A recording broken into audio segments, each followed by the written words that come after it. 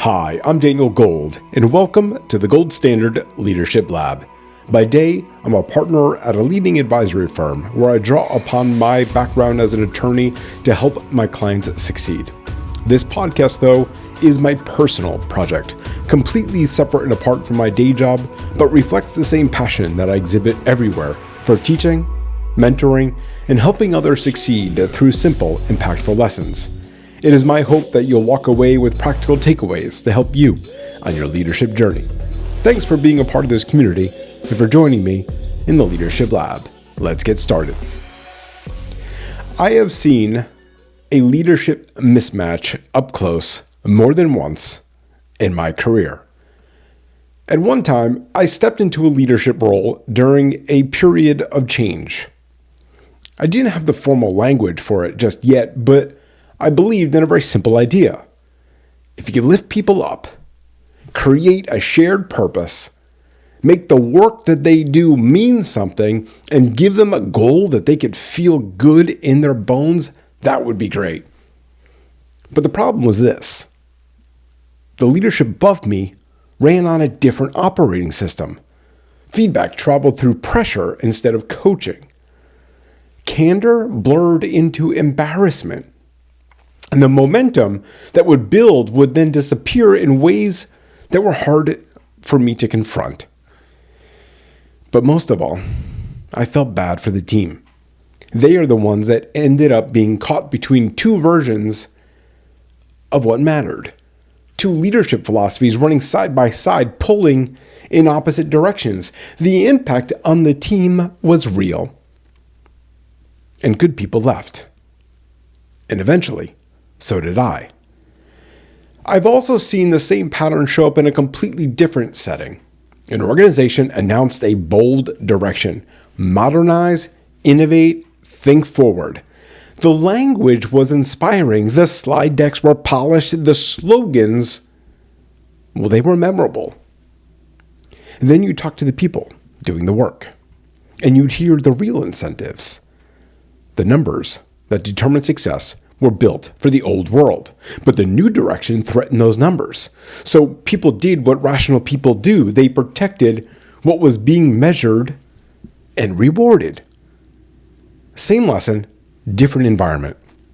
You see, when stated culture and actual incentives collide, guess what wins? Incentives. And they do every single time. If you ask most leaders to describe their company culture, most of them will point to something like an open floor plan, or they'll say we have a casual dress code. Maybe there's a ping pong table in the break room. Maybe the mission statement framed in the lobby with words like integrity and excellence are there proudly. It is bold. It's there. It's up on the wall. And they smile because they say that's our culture. But to be clear, those things aren't culture. The frame on the wall with the words, the ping pong table, the open floor plan, that's not culture. Edward Sheen, the MIT professor who essentially founded organizational psychology, made this clear decades ago. Those visible elements, those are called artifacts. They are the paint on the house and not the foundation. The real culture lives underneath. Sheen called them basic underlying assumptions, which are defined as the unwritten rules and implicit agreements that guide daily behavior. Things like results matter more than people or never bring the boss bad news. So here's the problem. If you don't manage this operating system, it will manage you. Some teams sustain high performance over time. And while others, they burn out and they stall. The difference comes down to a system I'd like to call the leadership flywheel. What is the leadership flywheel? Well, it has three components. The first component is the organization's leadership philosophy. What gets the flywheel spinning? Your purpose, your approach, and how you show up and how your team experiences you. Number two, engagement inputs. The conditions you create for your team, such as psychological safety and meaningfulness and the resources to do the work. Those are engagement inputs. And finally, if you get number 1 and number 2 right, what does the output look like? Well, that's called radical engagement. When you combine the right leadership philosophy with appropriate engagement inputs, the result is this radical engagement. This is the manifestation of the full investment of physical, mental, and emotional energy. And when the flywheel spins, it builds momentum. Culture becomes a safety net, not a minefield, and people bring their whole selves to work because the environment makes that possible. But when it stalls, you get what I experienced in that first organization. You get whiplash, you get confusion, and eventual departure of good people. Or what I saw in the second organization, rational resistance to a direction that penalized people expected to execute. Your leadership philosophy is the initial force. It determines whether the flywheel accelerates or grinds to a halt.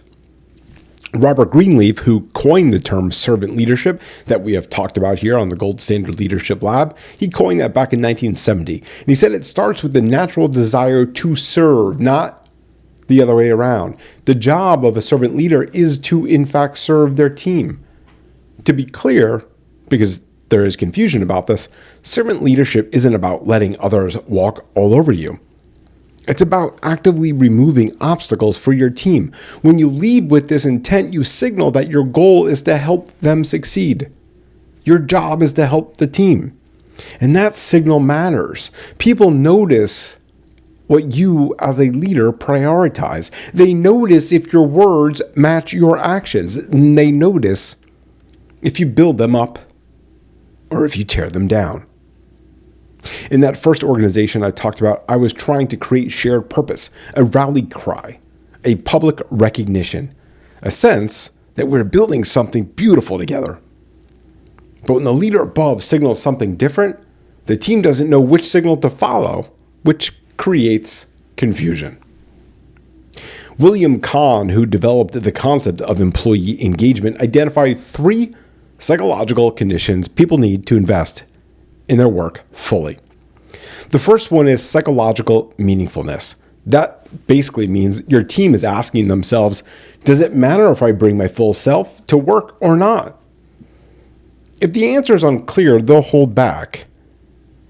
Team members need to feel that investing themselves is worthwhile, that the work connects to something larger than the task itself.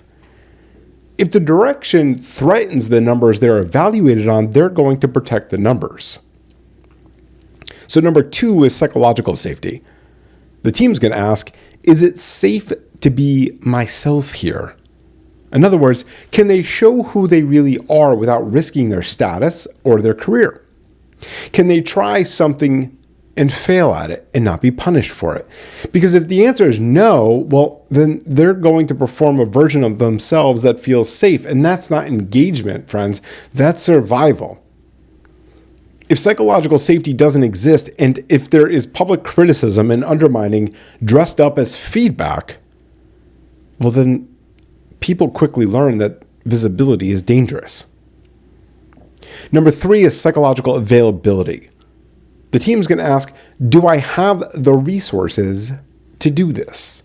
In other words, if distractions or politics or burnout wear them out, they can't engage, right? The tank is empty.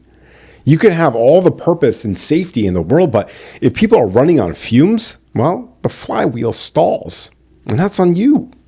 Availability isn't just about time and energy, it is about mental bandwidth. And when people are spending their cognitive resources navigating conflicting signals, internal politics from leadership among other people, well, then they have nothing left for the actual work. And the output? Well, when all 3 conditions are met, the flywheel spins. The output is engagement, but not the watered down version. Engagement is when someone fully invests their best self in their work, using their physical, their mental, and emotional energy simultaneously. They're present. They're authentic. They have their own voice, and man, it feels good. And this isn't about effort alone. Effort without presence, that's just grinding. Engagement, though, that's showing up completely. I've seen what this looks like when it works, and it's awesome. Teams that move fast because trust is high. People who take ownership because they know their contributions really do matter. And leaders who can be honest because the environment allows it. You've done that as a leader. And I've also seen what happens when it doesn't. I've been a part of all of them. So how do you know whether or not you're spinning or you're stalling? Sheen gave us the roadmap here too. He identified what he called embedding mechanisms. That's the specific ways that leaders teach their organizations what truly matters. So if you want to audit your own leadership, here's what I'm going to ask you to do this week. Pay attention to 3 signals. The first signal is what you measure and control. So this is really your strongest signal. What you focus on most shows your team what you truly value. So questions that you can ask yourself are things like, are you consistently monitoring the metrics that actually matter? Do those metrics reflect the values you claim to hold? And how often do you reinforce those values in team meetings? Because there can't be a gap between what leadership says and what is being measured. That creates chaos and confusion. Signal number 2, how you react to critical incidents. This is really important. When the server crashes or a deadline is missed, what is your immediate emotional reaction?